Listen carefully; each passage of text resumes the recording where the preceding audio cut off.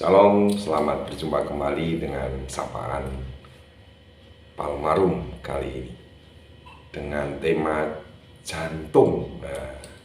Bapak Ibu saudara sekalian yang dikasih oleh Tuhan, jantung itu ternyata menjadi kunci sebuah kehidupan. Sering ya banyak orang terkena serangan jantung, penyumbatan jantung dan seterusnya. Sehingga terkadang juga terjadi apa yang dikatakan serangan jantung. Namun demikian, kalau kita perhatikan di dalam bacaan Alkitab, ketika bangsa Israel akan memberikan persembahan, dia harus ditaruh di posisi setelah Harun. Gitu. Kemudian kalau kita baca di dalam Kidung Agung, betapa kuatnya gambaran penulis Kidung Agung ini tentang jantung. Jantung hati yang selalu dicari, jantung hati yang selalu memberikan kekuatan, dan jantung hati yang menjadikan dia memiliki semangat.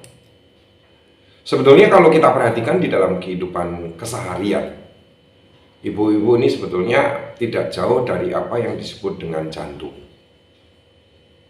Tidak hanya manusia yang punya jantung. Sebagai sebuah gambaran dalam bahasa Inggris, jantung itu disebut sebagai cord. Ya. Nah, satu ambil contoh. Ini adalah bawang. Ya. Nah, di bawang ini ternyata yang memberikan sumber kehidupan yang melapisi semuanya bersumber dari core yang paling dalam. Ini Bapak Ibu. Ini adalah core. Sementara ini adalah lapisan-lapisan yang di luar core tadi. Disinilah akan tumbuh kehidupan bawang merah atau bawang bombay. Nah, bagaimana di dalam kehidupan kita berbicara tentang jantung? Di dalam kehidupan ini ada juga jantung pisang gitu ya. Jantung paling dalam itu akan mengeluarkan buah. Mengeluarkan buah. Sehingga pisang itu berbuahnya berasal dari jantung pisang. Nah, saudara yang dikasih di dalam, bagaimanakah di dalam kehidupan kita sebagai orang yang percaya? Bagaimana kita menghidupi jantung kita di dalam kehidupan iman? Kalau jantung ini menjadi sumber kehidupan, berarti di sanalah Yesus Kristus harus tinggal, di sanalah Roh Kudus harus berdiam. Sehingga jantung kehidupan ini akan memberikan buah-buah lapisan-lapisan kehidupan di dalam kehidupan berkeluarga, kehidupan berjemaat, kehidupan bermasyarakat. Ada lapisan-lapisan yang melindungi kehidupan dan memberikan sebuah makna. Bagaimana makna kehidupan dari jantung yang bisa kita berikan yang bersumber dari Yesus itu sendiri? Nih Bapak Ibu, saya ulang lagi ya. Nah ini jantung ini. Core dilapisi, ada lapisannya. Pisang juga sama, ya.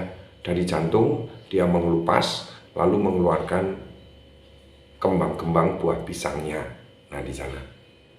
Di dalam kehidupan kita, jantung ini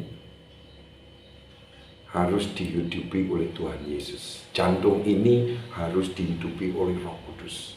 Sehingga lapisan-lapisan yang keluar, lapisan-lapisan yang dikeluarkan oleh jantung ini adalah lapisan-lapisan tentang bagaimana kita mengasihi, bagaimana kita mempedulikan orang, bagaimana kita menghargai, bagaimana kita menghormati, bagaimana kita menunjukkan bahwa kita dihidupi oleh Tuhan Yesus dengan lapisan-lapisan yang nampak di dalam kehidupan ini.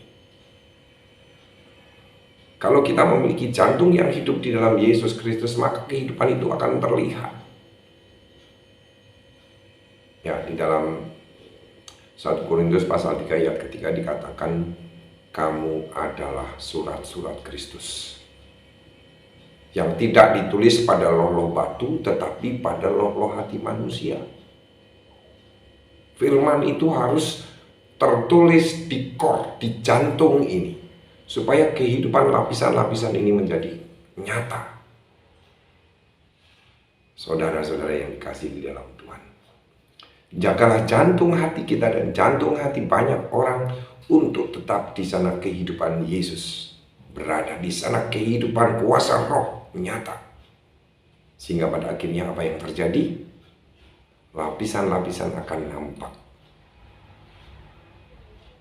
Bahwa jantung itulah yang memberikan kehidupan di dalam perilaku, ucapan, pikiran, dan perbuatan kita semua.